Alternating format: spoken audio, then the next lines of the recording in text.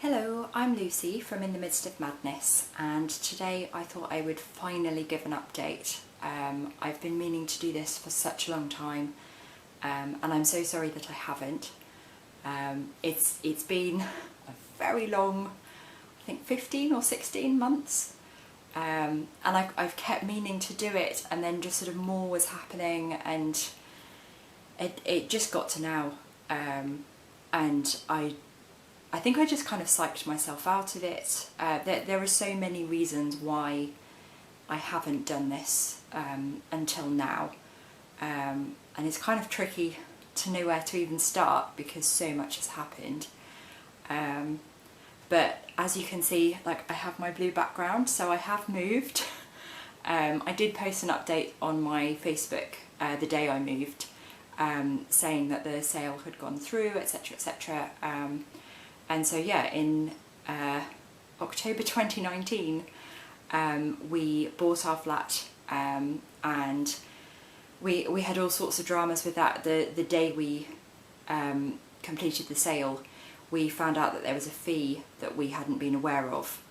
We hadn't read the paperwork properly, and so I was all ready to just give the flat back, and then realised very quickly that that wasn't allowed. And it's all worked out fine, but it was so unbelievably stressful at the time, and just such a horrible way to start. So the first week we didn't actually move in. I was decorating, so this is my handiwork, and I decorated 3 of the rooms in the flat while Joe was training for his new job. So it was terrible timing for us and super stressful, but we got it all done just in the nick of time, and then we moved in I think 8 days after we'd completed, and we managed to get everything sorted, ready for Christmas, and that was all really nice. And I had my beloved Christmas tree up, and yeah, that was all really good. And then you'll think we're getting to COVID, but we're not. So in January we got a phone call from Joe's mum saying that she was a bit poorly, and she thought that she had gallstones, and then we got a phone call saying that she was going to have her gallbladder removed, and we were a bit worried about that, but we did some research and it all sounded fine.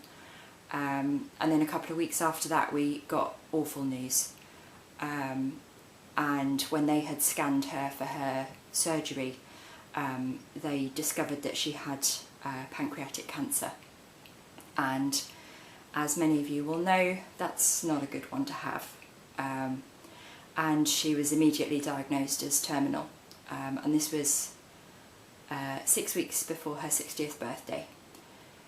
So that was all really hard, and it was a hell of a lot to take in. And then lockdown happened and she was having chemotherapy, so we weren't able to see her because Joe was still working because he works on trains, so he was an essential worker, and it was just way too high risk. So we didn't see her for about 4 months after her diagnosis. And yeah, just it was really hard, and at one point it looked like the treatment had helped, and then they did another scan and they found that it had spread to her liver. And that she only had 3 or 4 months.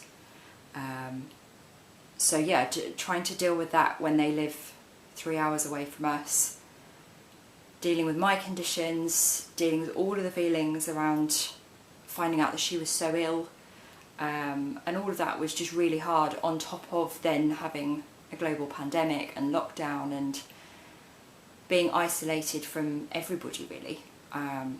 It was really hard, and she ended up dying in the middle of November. So yeah, that just knocked us for 6 really. It obviously took up the whole of last year. I think we spent most of the year just feeling like we were sort of holding our breath. And Joe completely understandably didn't want me talking about it on here. For those who are wondering, I do have his permission now to talk about it, which is why I'm doing so. But because I'm such an open person, I just had no idea how to sort of come on here and be anything other than just so upset. and I've always wanted to be kind of wholly open and honest, and I wasn't able to be, and so I just sort of withdrew because I just didn't really know what to say, because when someone's dying of cancer who is that big and important in your life and in your partner's life, there sort of isn't anything else that even compares. And so all of the mundane stuff, all of the day-to-day things, I just didn't have anything to say that wasn't about her, and what we were going through, and so I just didn't, and then, as I say, she died in November, and then we were sort of trying to kind of come to terms with that and stuff, and we've done really well at that. We cope with death in a very odd way, both of us, but in a very similar way, and that's worked really well for us. But it's been a lot, and we've never had to like deal with the paperwork of someone's death before, and there's a lot. Like, no one tells you this stuff, but there is a lot of admin when someone dies. And we still haven't got everything sorted out. We've been trying to deal with her estate and probate and all of those things that I still don't properly understand. And so there's just so much waiting and requesting of paperwork and so much post. I think we had at least 50 envelopes worth of bank statements come through because we had to do tax returns and things because she was still working. So yeah, just so much stuff. And then in January, my granddad, who many of you all know I was a carer for, before he went into a care home 2 years ago, and he had Alzheimer's. He got COVID, and it seriously looked like he was going to die. But he pulled through, because that's what he does. And we were all very worried, but we were okay. If that was his time, then that was his time, and we as a family were kind of okay with that.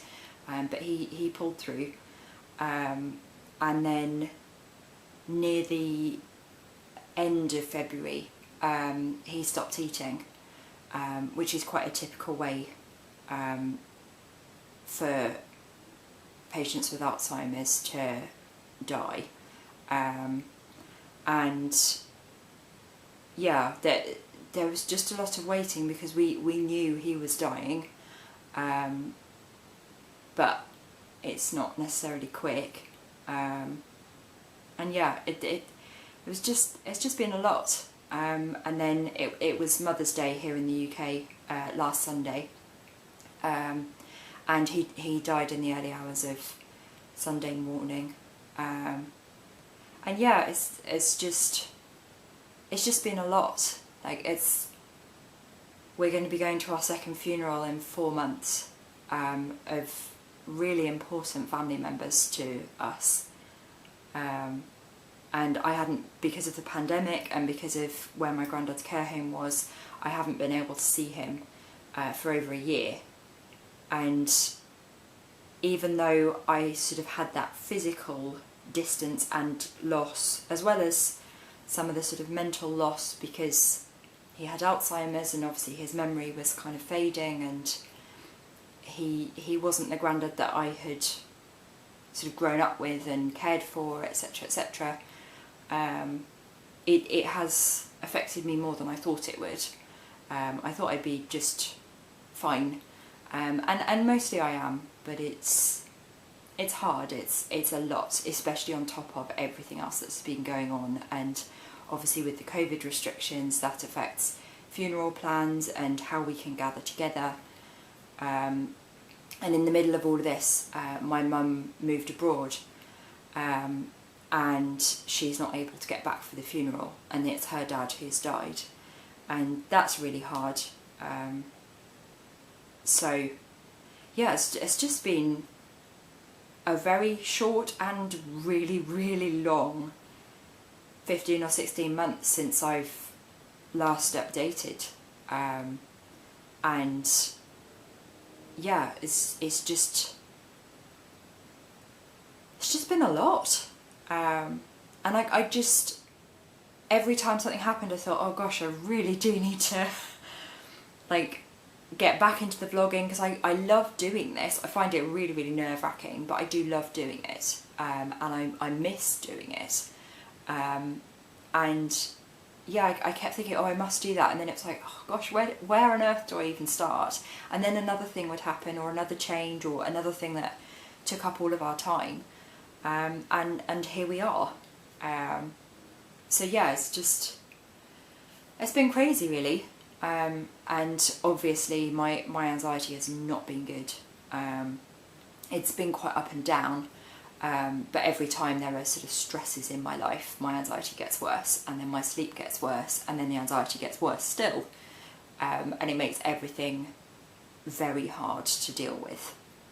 And yeah, I haven't been able to focus at all on basically anything. So I've done almost no colouring or reviewing. I think I've done 2 reviews in the last year. I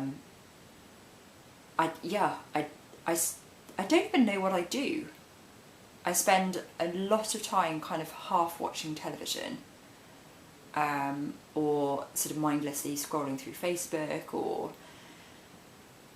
all of those kinds of things, and just not really doing anything much. And yeah, I'm really hoping that I can get back into some of my hobbies, because for a really long time that sort of was dying out more and more and more, to the point where now I do almost nothing, and that's not good for me, and it's not good for my mental health. And so yeah, I'm really hoping that over the coming weeks that I can start focusing on things a bit better, and get back into blogging and doing some creative stuff, and hopefully doing some of these personal vlogs, etc, etc. So yeah, I've just felt so lost, and very much like I was drowning, really. It has really felt like every time I sort of try and come up for air, something else sort of drags me down or pushes me down, and that's been a hell of a lot to deal with. I'm sure I'm not even remembering all of the things that have happened. Those are the biggest things, but I don't think that's even everything. Certainly one of the other things that happened during all of this was last February I finally applied for disability benefits, which I've been putting off for years because I knew what a horrible process it was, and I just didn't want to put myself through that. And it was horrendous. I knew it would be bad, and somehow that didn't make it any easier at all. And I think probably it's because of what was going on with Joe's mum, and so my tolerance for everything was just massively off.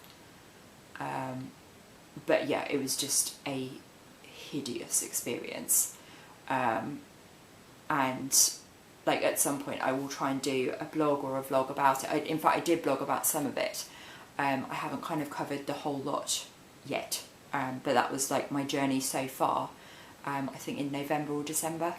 But basically the long and the short of it was that I got rejected. I think I scored 2 points, which is just nothing. And the whole thing was just wrong and inaccurate and just horrible, absolutely horrible. And you really kind of put yourself out there when you're doing these things, and I've said before on here, like I really try to just focus on my day-to-day living and like what I can do, and I mostly try to ignore the things I can't do, and we've got all sorts of adaptations in place that mean that it's not constantly in my face that I can't do stuff.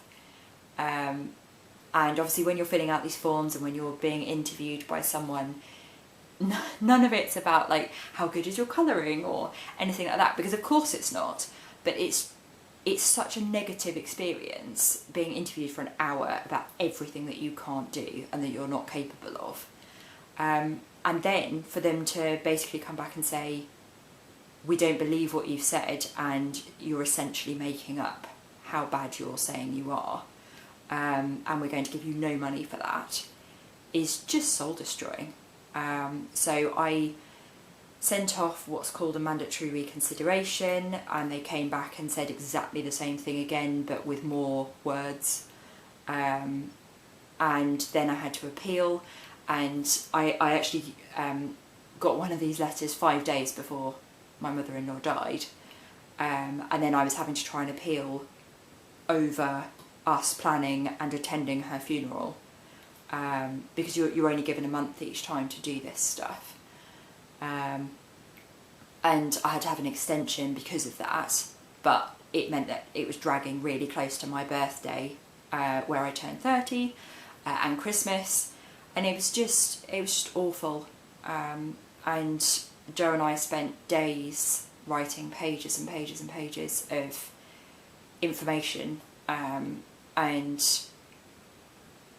it was just horrible. And then we just had this really long wait to see what would happen, because the appeal gets usually taken to a tribunal, where you're given a court date, etc, etc, which I wasn't going to be able to attend, and we had no idea what was going to happen about that because of COVID, or because I'm agoraphobic, I can't go. And from what we've read, you have to go, so if you can't, they just do it without you. And I was just dreading the whole thing, and then I got a couple of letters through in January, just suddenly saying that they'd changed their decision, and not only had they changed their decision, but they'd put me on the highest rates for both types of payment, and I thought it was like a cruel joke. I couldn't believe it. I went from 2 points to I think 29, and they give you an award for a certain length of time, and it's up to them how long they give it to you for. And I'd read that generally for mental health they give you as short as possible, which is usually 9 months, and they've actually awarded it to me for 5.5 years. And I just, well, as soon as I'd read the letter, I just burst into tears. I thought I'd read it wrong. I thought it was a joke. I thought it was a mistake.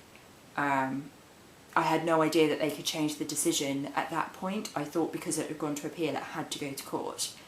I had no idea that it even could change in my favour, let alone like by that much. So yeah, like in the end, it was really good news, but I spent 11 months fighting for that, and just being told that basically I was making it up for 10.5 of those.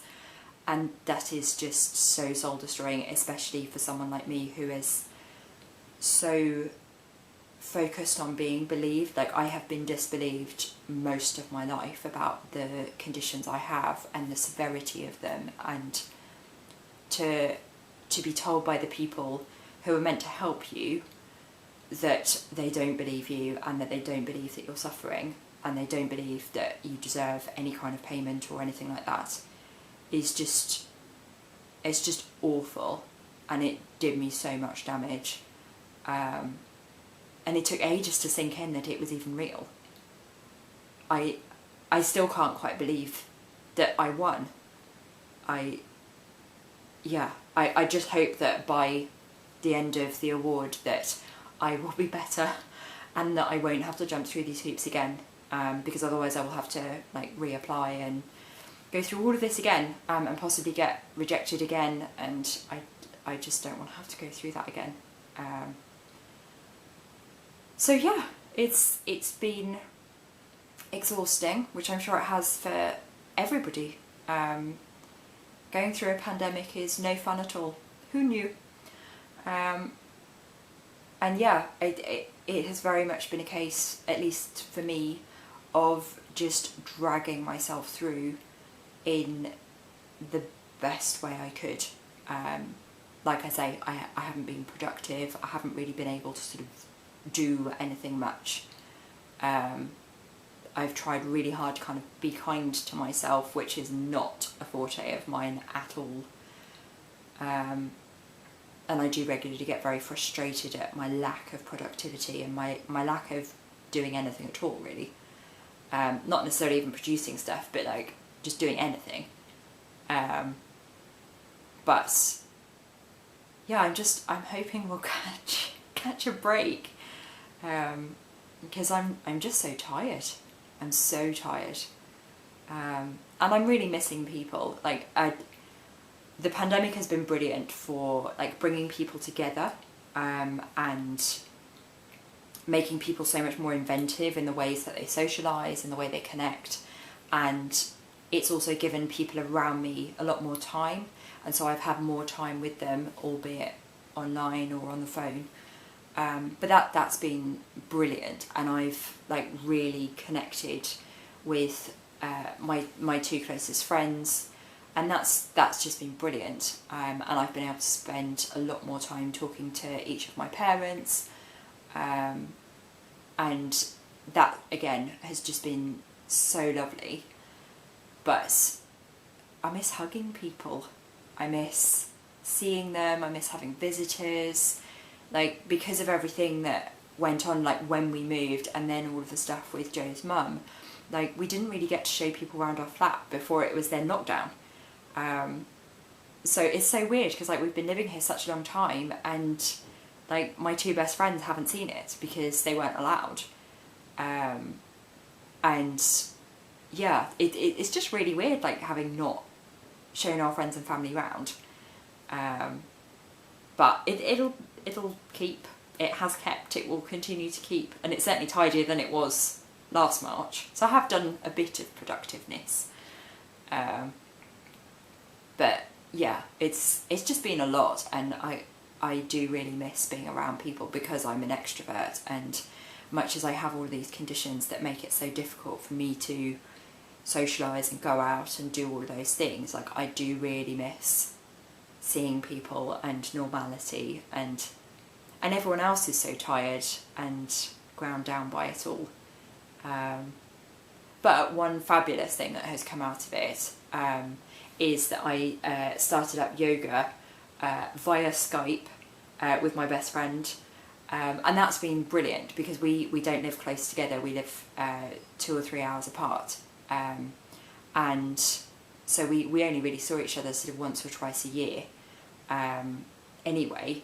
And yeah, it's been absolutely brilliant, because we both desperately needed to do some exercise, and we are terrible at motivating ourselves, and so we decided that we were going to kind of hold each other accountable, and so we do it via Skype, both weekend days, every weekend, and then we can see what each other are doing, and we can see the video which we play through Skype, so we can then both see it at the same time and everything.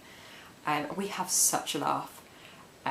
We are appalling yoga students. We would get thrown out of any yoga class, but we're having such a good time doing it, and I don't know that it's making a blind bit of difference, but it's a lot of fun, and it's been a really good way of having time each week to chat, because like most of these videos are like 20 or 30 minutes, and we will easily be on Skype for 2 or 3 hours both days,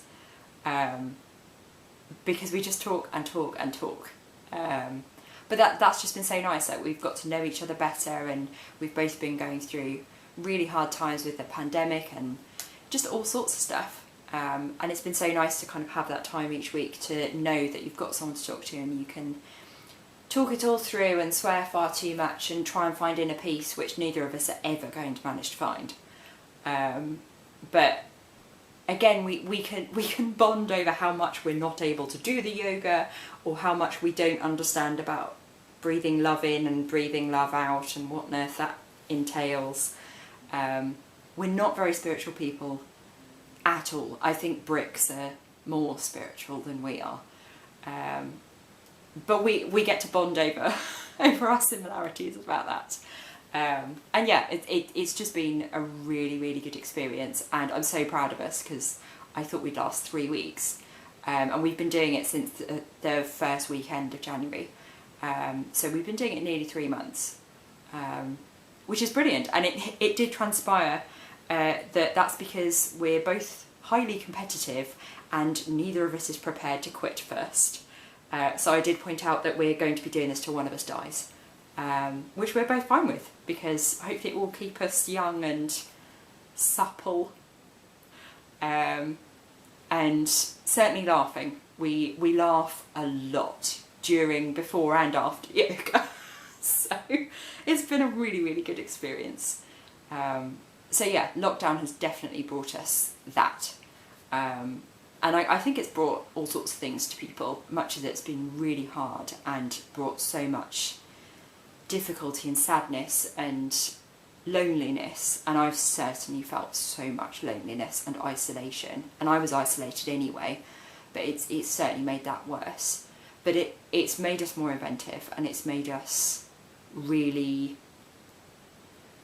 kind of grateful, and to find ways of doing the things that are really important to us. Because no, we can't hug at the moment, and yes, it is awful when like you're upset and you can't hug your friend because they're on a screen miles away, and that's just the worst. But I wouldn't give it up for the world. It's so much better than nothing.